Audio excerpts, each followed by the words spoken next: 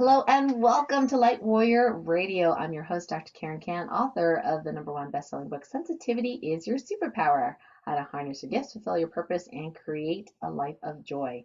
And if you happen to be a new sensitive soul visiting me, I would love to gift you my Sensitive Soul Empowerment Guide. And you can get that at sensitivesoulguide.com. And it's the 3 ways to navigating your way to more peace, positivity, and personal power. And would love to see you in our light medicine community as well, where we can connect, have monthly mini healings, and all that fun stuff.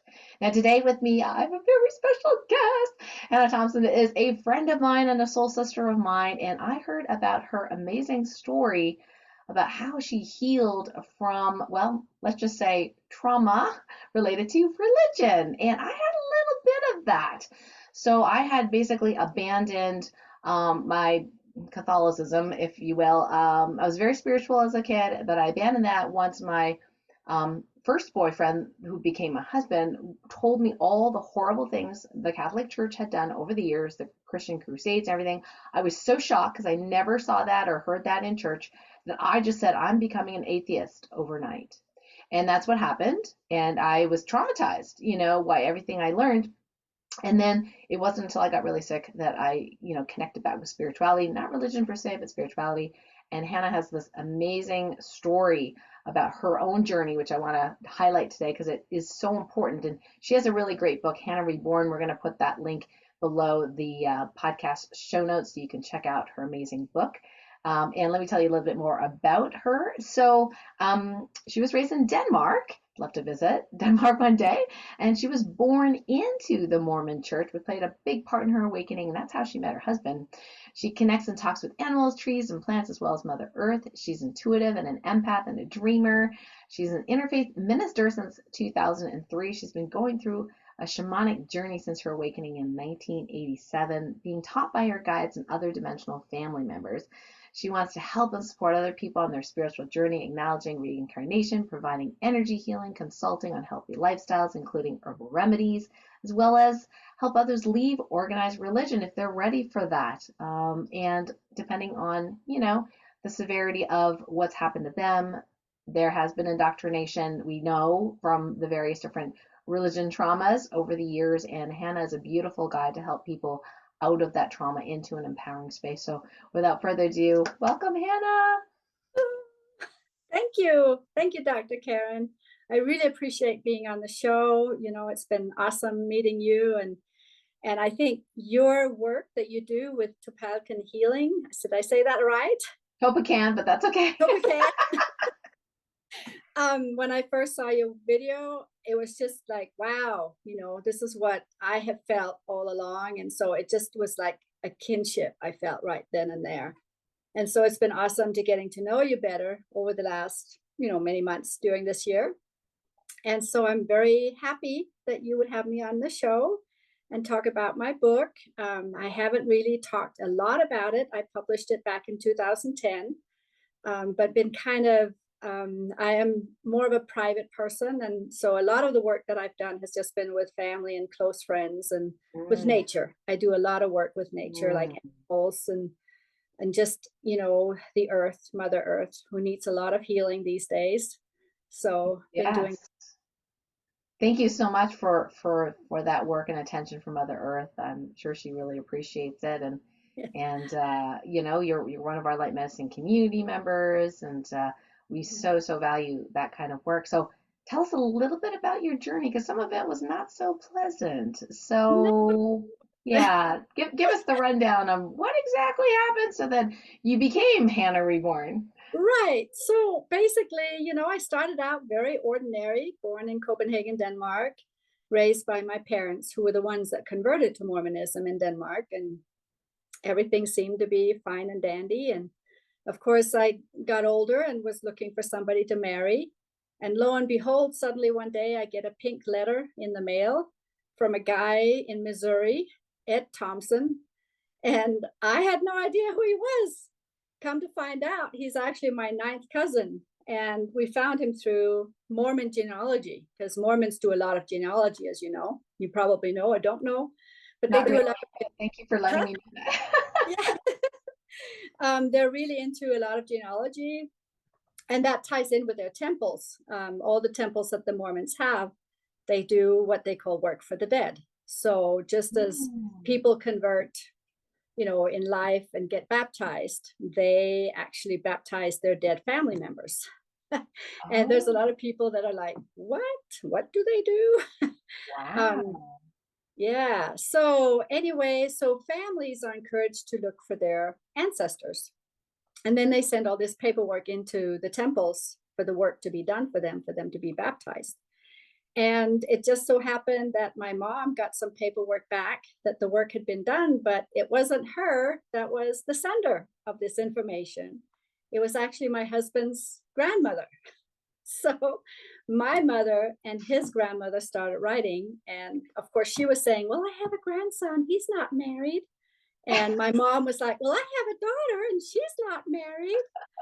And so before I knew it, here I had a letter from an Ed Thompson, Missouri.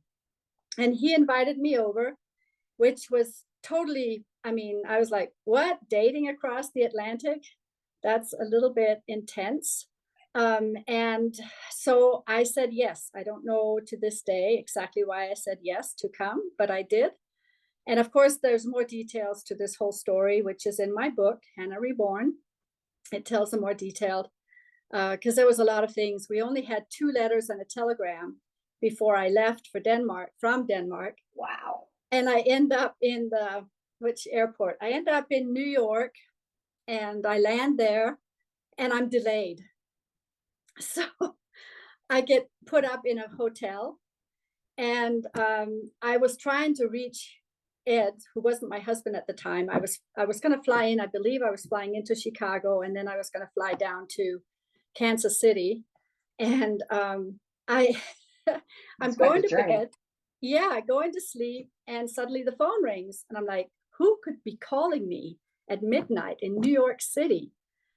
Turns out it was Ed's dad, who had been looking for me, because of course I wasn't arriving on the flight that Ed thought I was arriving on. Right. And so he had called my parents, but this was back in the day, no cell phones. Right.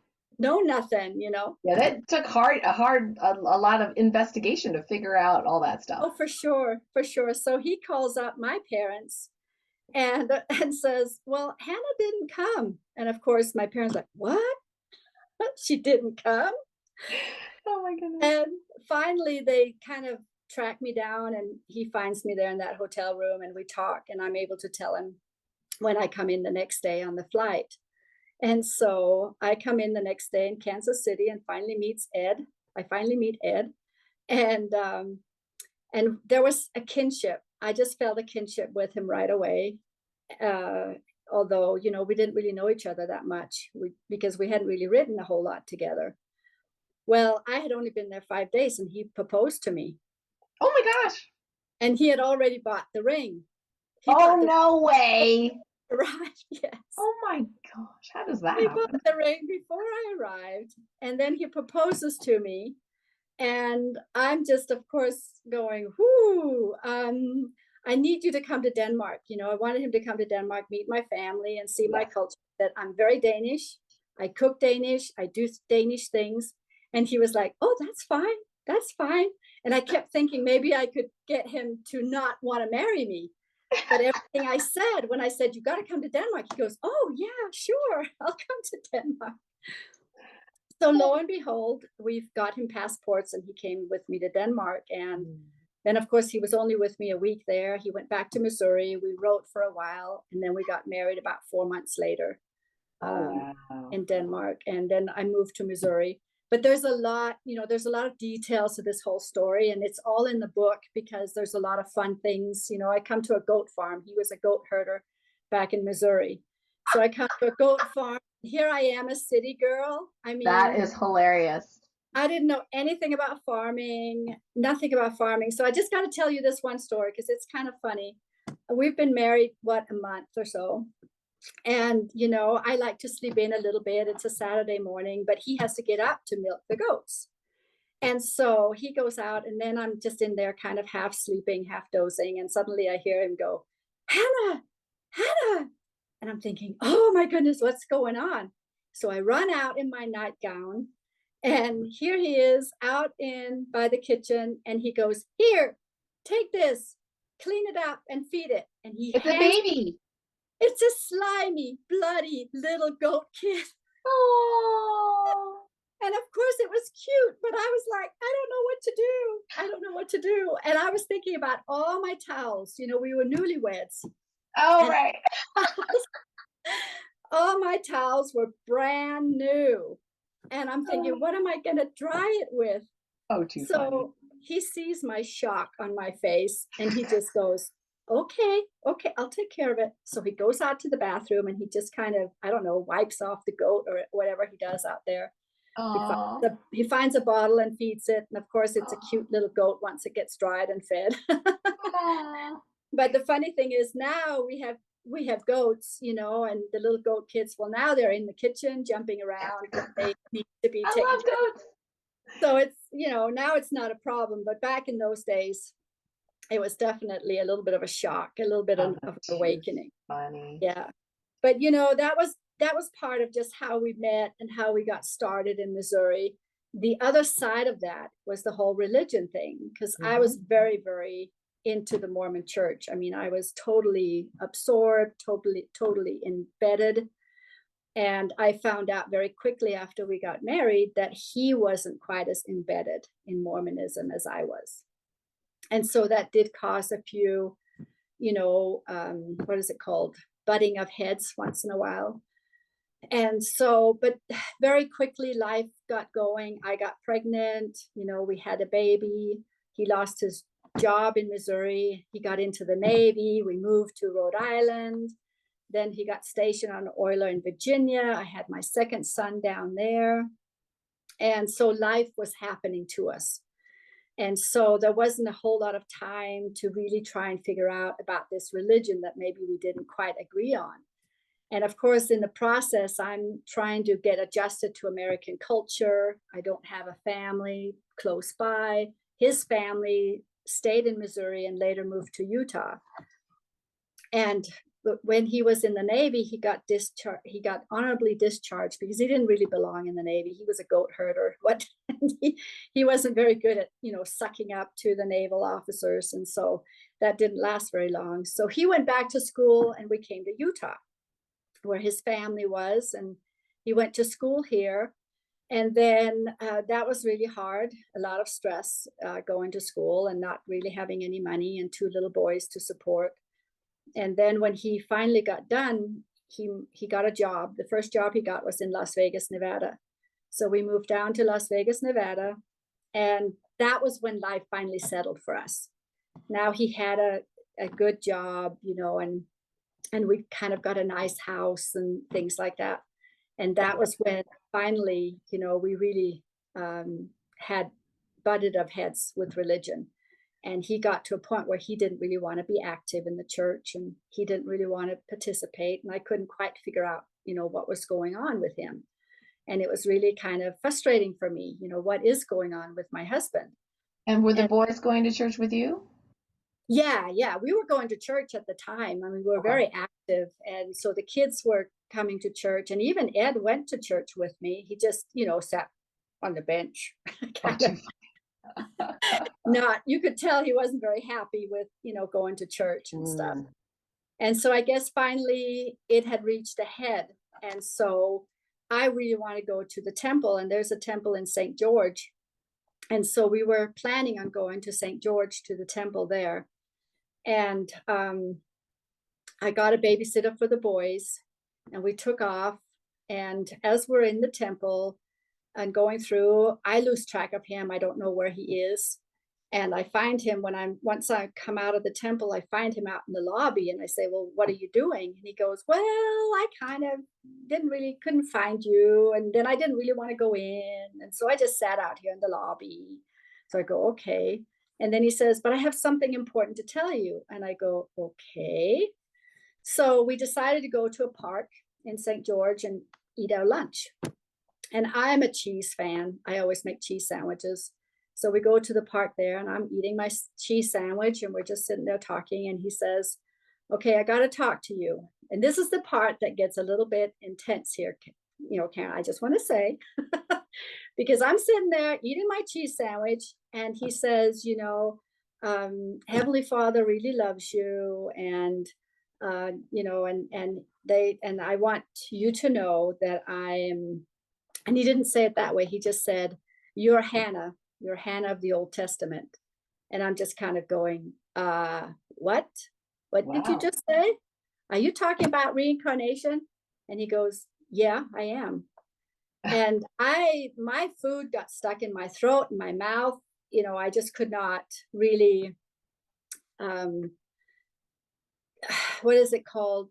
I couldn't digest what he was saying at Right. all, besides my food. Yeah. And so it was quite a shock to me, because one thing is, if people don't want to go to church, okay.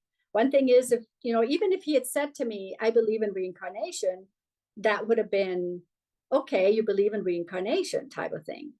But to bluntly come out and say, you are Hannah, you are the Hannah of the Old Testament, and you have been Yeah. reborn now. Like how Was to, yeah, if he wasn't really into religion, it's like you don't have a context for why would you even know that? right, right. So I just was, that kind of shocked me. And then, of course, he told me who he thought he was. And you're going to have to read the book to find out who he said he was. That's going to be a cliffhanger there. But anyway, so we end up packing up, going back to Las Vegas. I'm picking up the boys. And of course, they're bouncing, little boys bouncing into the back seat. And here I am, just can't quite figure out what's going on with my husband. What does this mean? Does this mean it's the end of our marriage? Because if he doesn't want to be the Mormon that I wanted to be, and if he believes in this reincarnation, I didn't know how to reconcile all of that. Mm. I had a ton of questions. I said, well, if we can be reborn, then why did Jesus die on the cross? Because then you can come back and you can redo what you did wrong. Or, so why do we have to baptize the dead people in the temple? Because they can just come back and get baptized themselves. There was a lot of things that suddenly got going in my head, and it was just really, really a hard time. It was a really hard time. And of course, in the middle of all of this, I get pregnant with my daughter, Esther. And I always wondered, how do people get pregnant right before they divorce each other? But you're trying to reconcile, and however you're trying to reconcile, well, this time it ended in pregnancy for us. And so I'm pregnant with my daughter, and she turns out to be a twin. So I actually lost her twin about 11 weeks into the pregnancy, which was a little bit hard, but at least I didn't lose her, because I was really worried I was going to lose her as well. But I didn't. I was able to go through the pregnancy with her. And as all of this is going on, I'm worried to pray, because I don't really want an answer to whether Ed could be right or he Oh, could be wrong, interesting. because that would have consequences for me.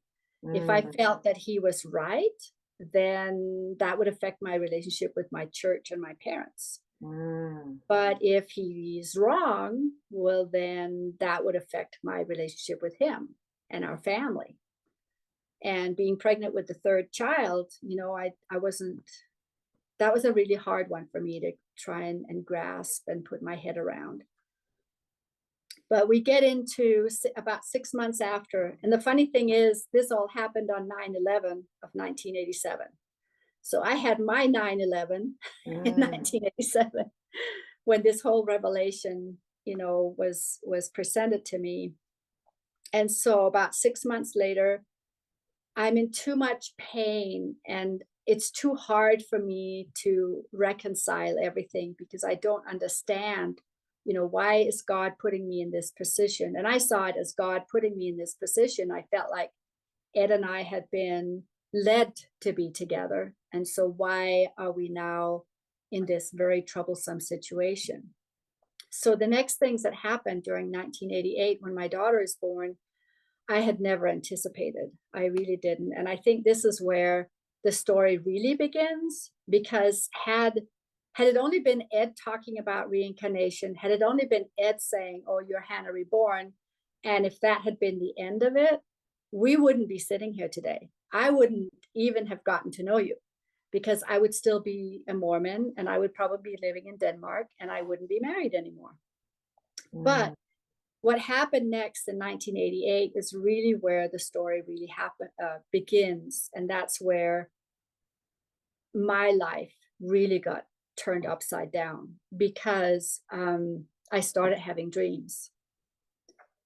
And my first dream, I saw two women that were singing to me.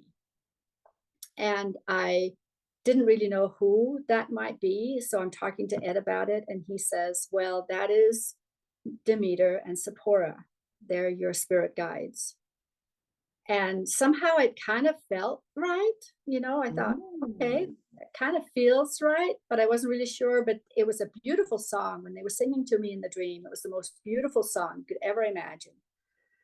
And then I thought, okay, I got to figure this out one way or the other. I have to find out. So I started praying in earnest. I really started praying. I said, God, you've got to help me with this, because I don't know how to move through this. I don't know how to solve these issues.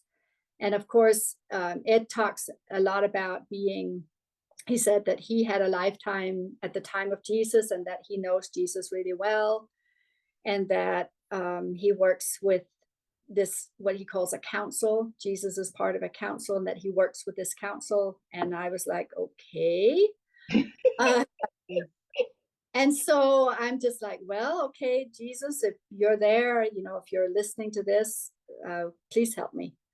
So what happens is a few months later, I have a dream where I see Jesus, and he comes to me and he embraces me. And I just feel this love. Yeah. And I can't describe that love. This love is unconditional. It's beyond words. And it was the kind of love that just made me realize that I'm okay. Yeah. No matter what happens, I'm okay. And yeah, and he didn't say a whole lot, but he did say, I'm Jesus, to identify. It wasn't like I had to guess, or it wasn't like I was just guessing that that's who it was.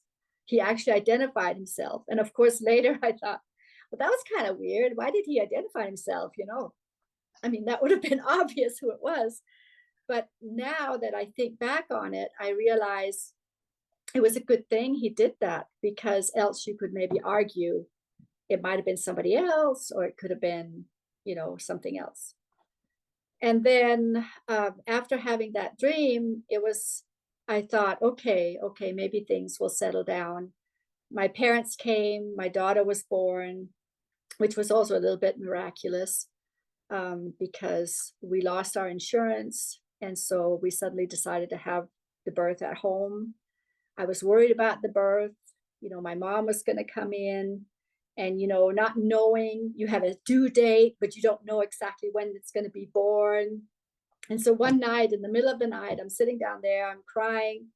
I'm trying to understand, what's happening with my life. I feel like it's falling apart, and I'm having this baby, and, what's going to happen. And I really want her to be born a certain time. And suddenly this voice talks to me and says, well, when do you want your daughter born? I say, well, I'd really like her born on June the 30th. But, a day before, a day after, that would be okay. And maybe a week before, maybe I should have her the week earlier. And the voice goes, when do you want your baby born? And I say, June 30th then, because my mom is coming in on June 29th. So it would work perfect if she was born on June 30th, which is actually a week before she was due. She wasn't due until July 7th. So then, life goes along, and I'm seeing the midwife on June the 28th. The midwife checks me out, and she goes, well, Hannah, you might be a week or two yet. And I go, well, that was that. I don't know what spirit was thinking, but that's that. And you didn't question what the voice was, or who the voice was at the time? Well, I felt that it was this council that Ed had been talking about. Okay. And then on June, I guess it's June 30th, June 29th, in the middle of the night, I suddenly wake up and my water breaks. And I start labor. My mom arrives later that day. A neighbor had to go pick her up because, of course, I couldn't go to the airport being in labor. And as soon as my mom arrives in the house, my labor sets in really seriously. And when is Esther born? She's born on June 30th. Wow. Amazing. Yeah. So that was really a very, very strong experience for me. Yeah, absolutely. And then, of course, I wonder, okay, what else is going to happen? And so then time goes on, and a few months later, I have another dream, and this time it's a woman, and I know that it's Zipporah. It was one of the women that came in my first dream that was singing, but this time she comes to me, and I see my skin on my hands are peeling, and she goes, "Yes, your life is changing." And I didn't understand what she was saying at that time because, at that point, not a whole lot had changed. We were still going to church. I was still married. We were still doing a lot of the same things. So not a whole lot had changed, but she was indicating your life is going to change. And then I think it was only a month later, I had another dream. And this time it was a man that came to me, and he had a hood on, and he came right up to my face, and he looked at me right in my eyes. I saw his eyes. And he said, "Hannah, I am Eli." And at first I didn't understand or recognize the significance of that. But time has identified him as Elijah. And he was Eli in the lifetime that I was Hannah. And so he came to me, and he has taught me about the temple work, so to speak, the real true temple work, which ties back to the pyramids. So in the pyramids, it wasn't just about, we know now that it's not about burying the pharaohs in the pyramids, that the pyramids has an energy. Some talk about it as a vortex, as an energy vortex. And that was confirmed to me that the pyramids was truly these vortexes, but you came there to go through an initiation to meet your, what you might call, otherworldly family. Yeah, I've gone through one of those actually with Marcus Bird. Yeah. Yeah. So he was teaching me the work that actually was supposed to be happening in the pyramids, and they were trying to move this into temples, but it never really solidified in the temples because it got it got distorted, it got manipulated by the darker forces, and so we've lost a lot of that. So even in the Mormon temples, they have lost a lot of that wisdom, a lot of that knowledge that actually came through the pyramids. And so Elijah was the one that was teaching me about this pyramid work. And so when he looked in my eyes, it was my awakening. Wow. It awakened something in my soul that it just, again, it's one of those things that you experience and it's hard to explain or talk about. And only about a week later, I had my next very intense dream. And this time I met Moses. And he came in a pharaoh outfit. And he has a little bit of a humor around him. So he came in this pharaoh outfit to have me recognize him. And one question I had for him was, well, what was it about in the Bible? You lived like hundreds of years back then. And he says, well, that was how it was at that time. That was our life and our experiences at that time. And that's not how it is today. Yeah, obviously, it's not how it is today. But, and so they were the most very strong dreams that I had, the one about Jesus, and then Zipporah, Elijah, and then Moses. And that was what tipped my world. Had I not had that, nothing would have changed. But I saw them and I felt them, and it just really touched my soul. Right. And it awakened something in me that I did not have an understanding of. And because I didn't have an understanding of it, I didn't really change my life a whole lot. I just felt that God was slowly leaving my life. And the interesting thing is, it wasn't really revealed to me until today, of all days, because I have felt a lot of betrayal from God through all these years. And today it suddenly hit me. The betrayal I felt was not from divine source. It was from the illusion that I had within Mormonism, and the God that I had gotten to know within Mormonism. That was where I felt the betrayal. So it wasn't really divine source. It was that illusion that I had lived in that was betraying me. And of course, I had to leave that, because if I hadn't, I wouldn't have learned all the things that I've learned since I left the religion. But it took me through the following year. I had some other dreams from what you might call the darkness, because there definitely are some dark forces that don't want us to awaken, that doesn't want us to learn the energy healings. And so I also met them the following year. And then as I was going out of 1989, I really felt that they were telling me that it was my choice.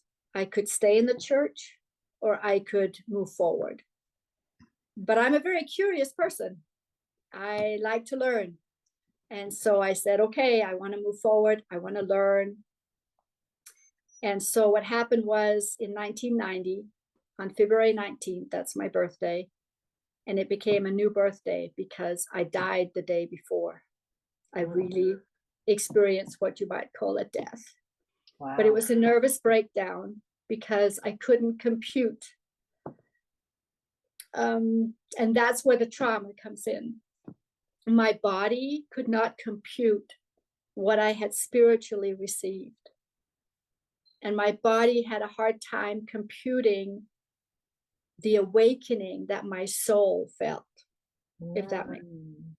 Yeah, well, I wanted to ask you a little bit about, like, because not everybody listening may or may not be familiar with, that particular religion or Right, Hannah from the right, Old Testament.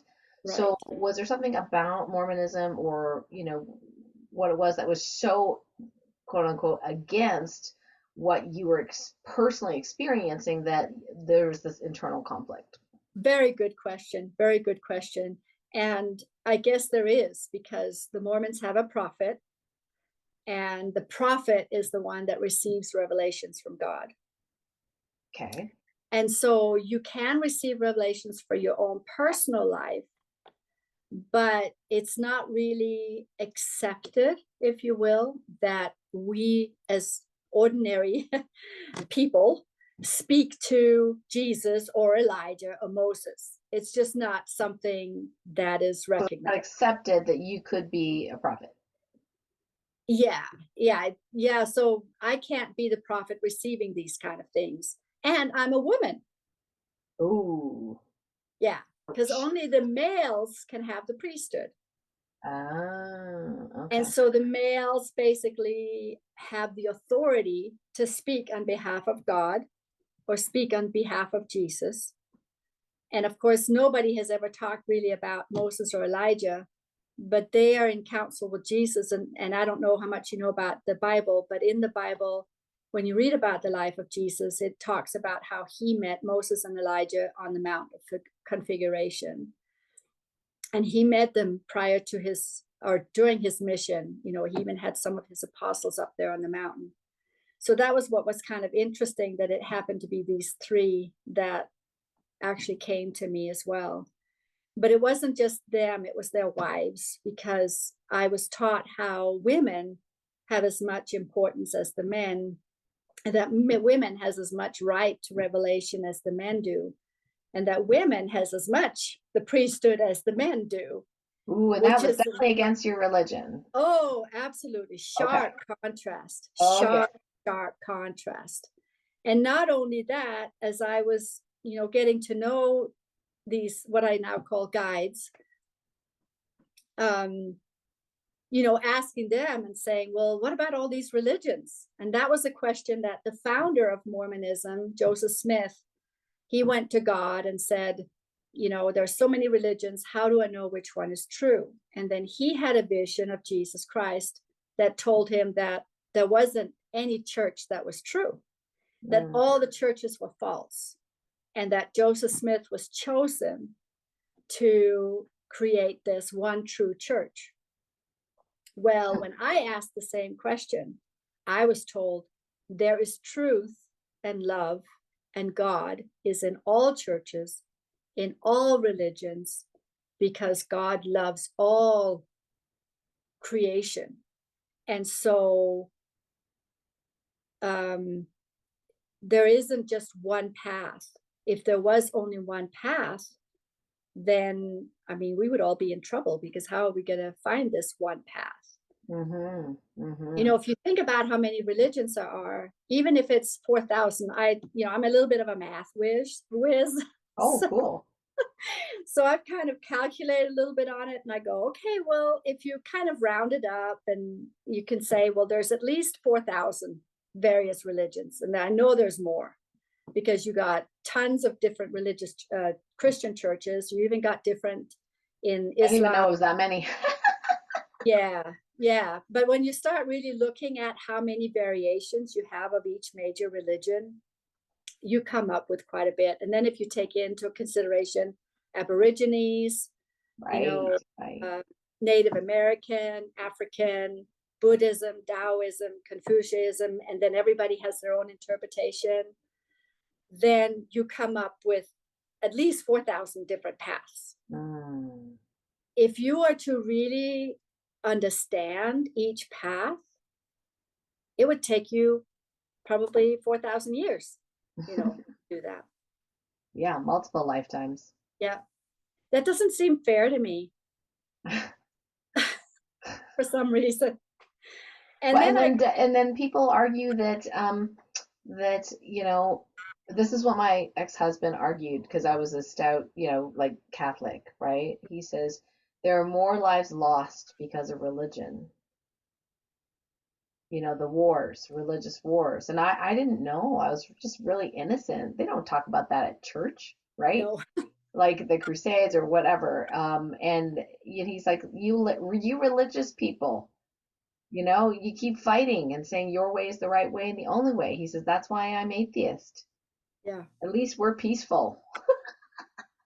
And I really think that there's a lot of truth to that we have created this one path, because as I have met others and read other stories from other religions, we each think, I'm right.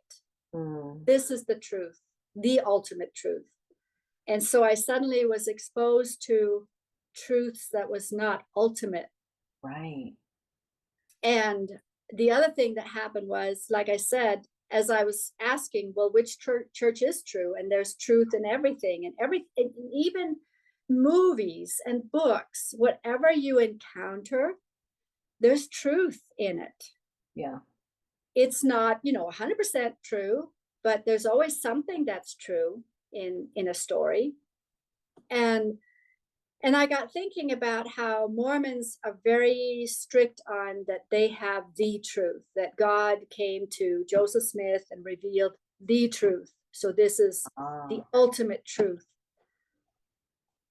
And I got thinking about it. And so if you start doing the math on that one, then even if you give them a leeway and you say, okay, let's round up all the numbers and let's kind of look at it, then they're still not reaching 1% of the Earth's population. That means at least 99% of the Earth's population are on the wrong path. Oh, I see where you're going with that. Okay. Now, is that fair? Is that fair? Well, yeah, and then the expectation that Mormonism is supposed to penetrate, the middle of Australia or, China, or it just seems unrealistic. Yeah. Yeah, it at a does. personal level. Very.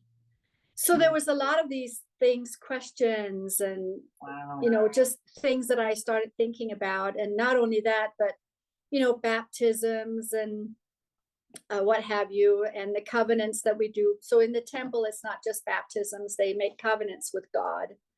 And these covenants are, well, when I was going through the temple, it's since been changed a little bit. But when I was going through the temple, you actually acted out the punishment that you would receive if you did not follow the commandments that was given to you in the temple. What? Yeah. Okay. Can you give an example? Like the So covenant for would be like a instance, contract? yeah, basically. So Okay. basically, you're supposed to be faithful to your husband and nobody else. You're not supposed to be, you're supposed to be, what's it called? You So can't, Mormons are not supposed to divorce. yeah, no, that wasn't as much that, as much as you're not supposed to have affairs outside of marriage. So Okay. once you're married, it's just your partner, and you shouldn't really have sex before marriage. And after marriage, you only have sex with your husband. Okay. Well, similar to So Catholicism, but you're yeah, not supposed to get divorced either. So. right. And so, you make that's one of the vows you make, is that I will always be faithful to my husband. And Another the vow, husband has to make the same vow to the woman? yeah, Okay. yes. So they're both making the same vow to each other. And so if you don't follow that commandment, then you make a sign for the punishment that will happen, which is basically a disembowelment. What? Mm-hmm. Yeah. Wait. I don't even. How does that? Okay. So how old is this, or is this still happening? So the religion came about in 1830 through Joseph Okay. Smith, and he started the temple rituals, I think sometime in 1850s. And Wow. Disembowelment. back then the punishment was actually really viscerally shown. Then they kind of, made it a little bit nicer. So by the time that I was going through the temple, unless somebody explained it to you, you may not really have known. There was just a sign that you took across your stomach or whatever, and you didn't really know exactly what that meant. So Oh. there was a lot of signs. But later, you can also find out that it ties into the Masons, the Freemasons, Wow. because Joseph Smith, the founder of the church, was actually a Freemason. And a lot of Oh. the men that joined the church back in those days were Freemasons. So they brought some of those rituals and symbols into the Mormon temples. But if you talk to Mormons, they're going to deny that, because, of course, that's not very well looked upon. Mm. And then again, things keep changing and shifting. And so depending on who you talk to, you may get different versions of it. So yeah, so if there's any Mormons out there that are listening, these are my perceptions. This is my experience. And so, but it was intense enough that it kind of pulled me into this very strong breakdown, where I just kind of thought, if this is how it is, I don't want to live. I just don't want to. I don't want to deal with this religion. I don't want to deal with these issues. I don't want to have But any. your family is Mormon, right? So how did you deal My with parents, that? well, my parents were Mormon. Well, they're no longer alive, but when they were living, they were Mormons. They were active Mormons, and needless to say, they did not take it very nicely. We had a lot of arguments and a lot of Mm. discussions, and my father in particular really had a hard time with me doing what I did. My mom tried to be understanding. We tried to have a relationship. And one question that I did ask my guides was, how do I heal my relationship with my parents? And they told me love, Mm. that through love, I can heal it. And I felt that. I felt that as I allow my parents to be who they are, Yeah. and as I, just love them. And part of that love is non-judgmental, none, you don't start, it wasn't like I was coming back at them and saying, no, I have now found the truth. Right. You Right. need to listen to me. Right. So acceptance, total acceptance. Exactly. Yeah, Okay. exactly. Total Mm-hmm. acceptance. And so, but it's hard when you become the one that is then giving more than they might be giving because they weren't able to. From their point of view, I still should come back to church. Okay. I still should be a Mormon. Yeah. And so the acceptance didn't necessarily go both ways. Right. Yes. Well, a lot of us are experiencing that with the COVID cult and all sorts of things, not just religious. Right, It's right. sort of That like is, a religion, actually. but that's what's so interesting. You know, a lot of belief systems Yeah. become almost a religion in some ways because we believe something so strongly Right. that, you know, we don't want somebody to say the opposite of what we believe, truly. Yeah. Yeah. Wow. Wow. That, I mean, I can imagine that to be very challenging to Yeah, navigate. And how about yeah. your boys? How did they deal with this? Like, what? How much did you So, reveal, not reveal? yeah, so they were about And your daughter, of course. just, they were just young. You know, my daughter was, she was barely 2. Hmm. And so my next one was barely 6 and 8. They were like 8, Ah, 6, 2 when I had my breakdown. And that was very traumatic for them. My daughter doesn't really remember, but the boys do remember that day because I basically told them goodbye. I said, I will be gone oh, by night because I thought I was going to die. The wow. pain, the pain inside was so intense. I thought I would die. Oh my gosh. And so I didn't eat. I couldn't eat. I couldn't sleep. And I Mm. basically couldn't really function. And so, yeah, it was almost like my body died. And I didn't You know you how were still to, with your husband at the time, right? I mean, yeah, yeah. I meant he was there He, with the kids and yes, yes. And I, you know, kudos to him. He didn't know what to do, but he was sweet and he, you know, just kind of was there, took care of the kids and did the best he could. And of course, I ended up having to get on very, very strong antidepressants and anxiety meds, and in order for me to function so that I could eat and sleep. But then the other thing that happened was now these guides, both Jesus, Moses, and Elijah, and their wives, Zipporah, Eva, and Deborah, started coming in through my third eye. And they started communicating with me. And that was when they taught me about love, and they taught me about faith and how they're actually powers. mm, And so that by loving myself and believing in myself, I would be able to heal and I would be able to rebuild my life. And so mm, they taught me energy work, and they wow. taught me some of the things that you also teach, you know, the light, you know, they had me go within my heart and find the light or the power in there, and then I could spread it out into my whole body, and that was what helped me go to sleep. So they Mm, started telling me all these things, and I'd never heard about energy work before.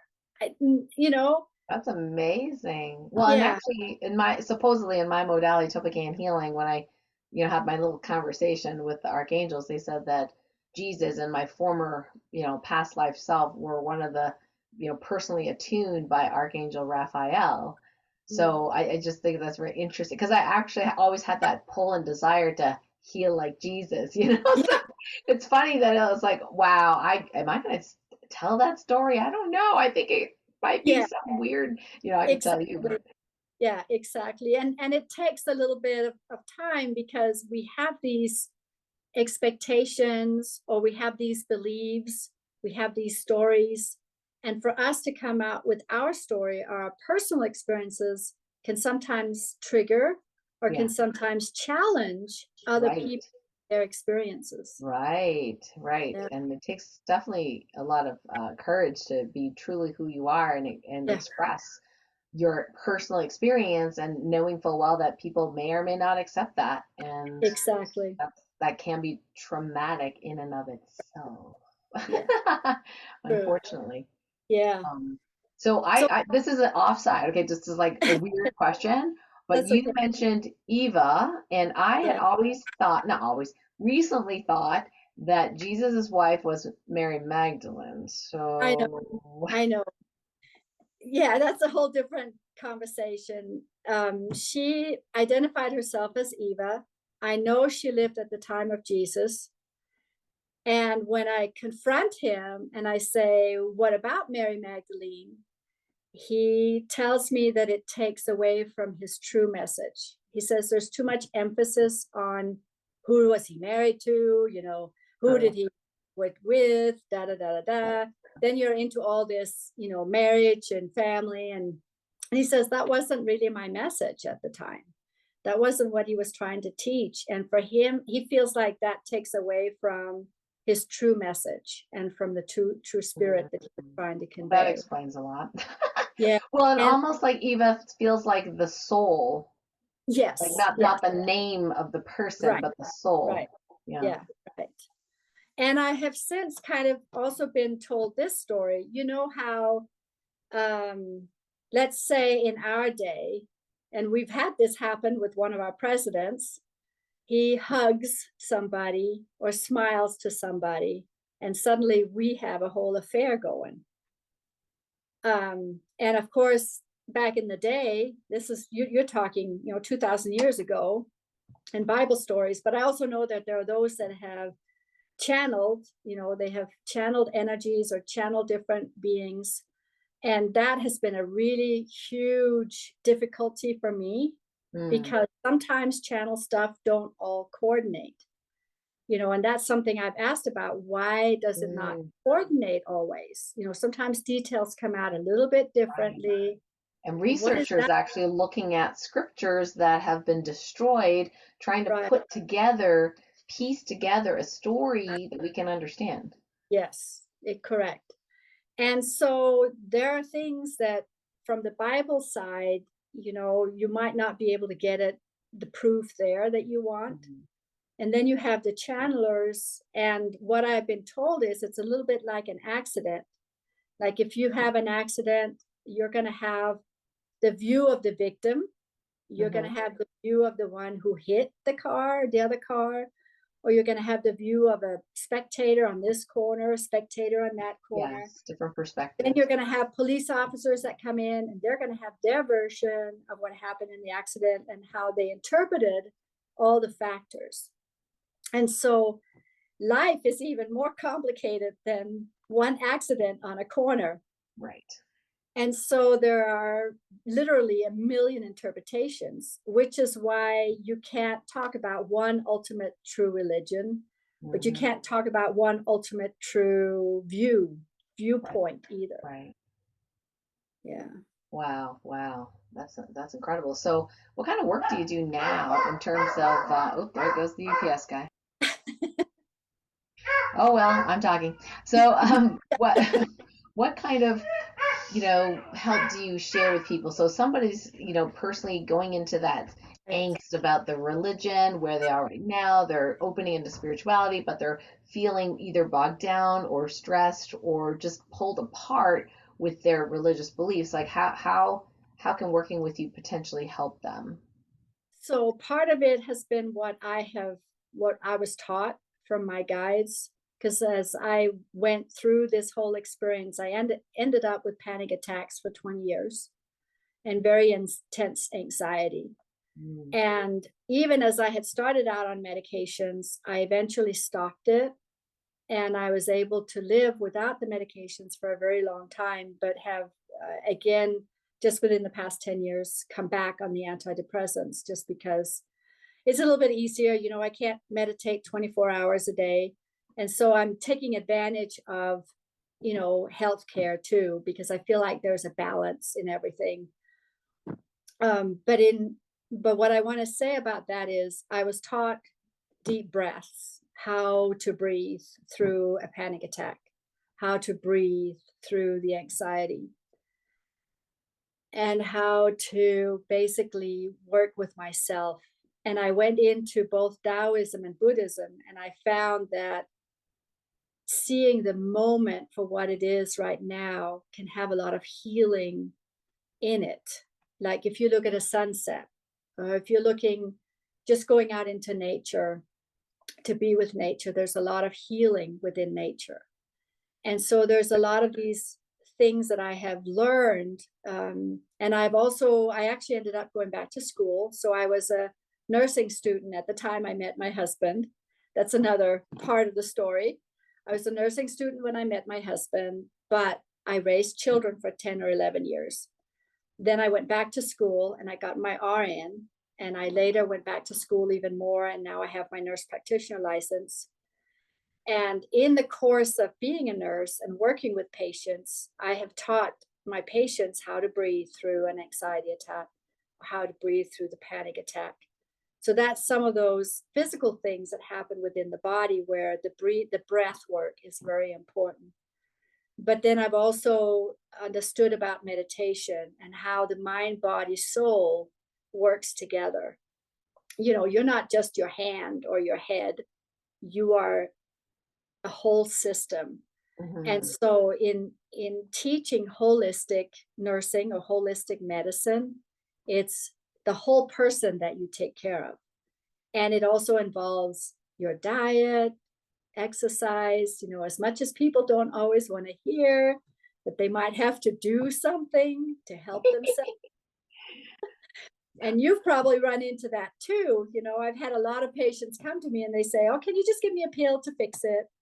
And it's not that easy. And even as I say that I'm taking advantage of the healthcare system and I'm on an antidepressant, I'm on a very, very low dose. So I still feel things. And so the way that I deal with it is through my diet. It is through my practice, my personal practice, which I think is very, very important. And so it's some of these things that I feel like I can offer other people.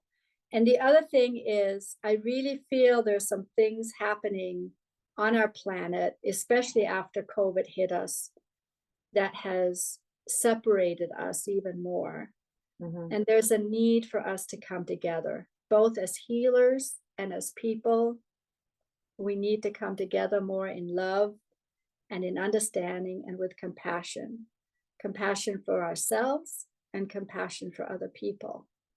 And so this is what has kind of finally made me go, okay, I gotta kind of become a little bit more public, because I want to be part of the work that's happening with the light, with positive energy, with the love that we're trying to bring into the world. And so I think part of what I feel that I'm very capable of is helping people see the positive in various things that are available, and to take advantage of all the different modalities and not be afraid to mix and match, and not be afraid to just say, oh, I'm only into this. This is the only thing that's going to help, because that may not be true. There may be many different modalities, and I have researched and studied a lot of different healing modalities. I haven't come in on all of them because there's so many. I mean, I don't know, there might even be more healing modalities than religions. Religions, probably, yeah. Yeah, sometimes people think they're like a religion. So, well, it seems to me, Hannah, that, if somebody is in that space where, I think sometimes they, when people are like, well, I want to be more holistic, and but they're still using like conventional medicine therapy per se, there can be sometimes a line drawn in the sand where they feel ostracized by both sides. Yeah. And so what the beautiful thing is, like, you're a nurse. I mean, you're literally like, just like I'm an MD, you're nurse. So we get that part, right? And then that's, if somebody's feeling like they're respected and understood for their choices, even if it's not a choice necessarily we would personally make, I think that is so healing to have that unconditional love and that compassion. And that's where it's so helpful, because definitely there's some people that are like, nope, don't ever do that, and I'm not working with you if you're gonna do this, or vice versa, right? We've had doctors basically kick out patients. True. They will not, do the chemo or whatever therapy that they say they need to do, so they just kick them out, and that's very traumatic and abandoning. And then we have, other times where it's the opposite, where the healer says, well, I'm not working, you can't do my healing modality because you've been vaxxed and your soul is gone. Okay, right? Like, that's really hard. So it's like, it's great to have a guide who kind of has one foot in each that can bridge that and bring in whatever is necessary for the person's highest and greatest good, and keeping love in the center of all of it. Absolutely. And I think that's maybe what I'm trying to bring forth is helping people find that balance in their life between one thing and another thing, and maybe help guide them into finding the right healing modality. And that said, I feel like it's the same with religion, because after my breakdown and trying to heal, I actually became an interfaith minister. So I studied many, many, many religions, including the Aboriginals and the Native Americans and the Africans. And I studied many of those religions and beliefs, and it was amazing. And I think that was when it really hit me how God manifests wherever you are. And so even to be able to help people through their religion, whatever that is, either maybe to just be an ear that they can talk to me about anything. Because I know after I left the Mormon church, which was kind of funny, Mormons suddenly felt safe talking to me about things that they didn't. That's what I would imagine. Oh my gosh, that is so true. Because if you don't have permission and you feel like you're the only one and feel, ostracized or separate or isolated because I have questions about the church, but no one's talking about it, so I'm going to keep quiet. So I would be very open for those kind of discussions too. So if people just even want to talk about their religion and some of the concerns they have, it, as opposed to going to their minister or going to somebody else who may not have that background. Right. And then I do feel into energies. I'm an empath. I found out I'm a very strong empath. So I had to put strong protection around me that I had to keep for quite a while and now it's slowly coming off. But I sense it. Like I have a really hard time with cities. I have a really hard time with large crowds because I pick up. Right. And in the beginning, I didn't know what it was. Like we would go to the supermarket and suddenly I would get this cramping in my stomach and really severe pain. And I'm thinking, I know I'm okay. I know it's not me. We would leave the store and about 5-10 minutes later, gone, completely gone. And I slowly realized that I pick up some of these, your sensors are like, red alert, don't like this energy. So how do people get a hold of you to maybe have a discussion? Right. So the best way is really to send me an email and to make an introduction. Just tell me who you are and what you would like guidance with or counseling with.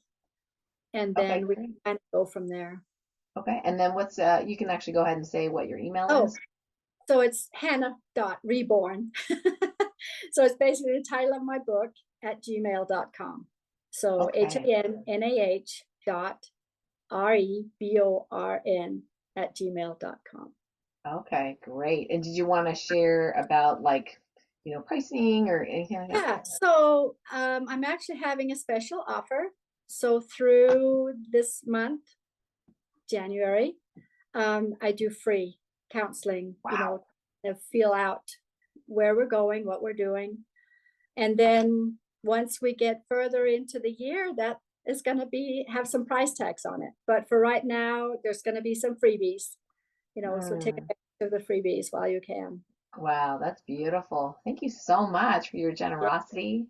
Yeah. And do you have any last words of wisdom for our light medicine folks before we say goodbye for today? I think the most important thing that I really want to reiterate is love. That love is not just a word. It's not just loving chocolate. It's actually a force and a power. And once you start developing that within you, it heals. It literally heals.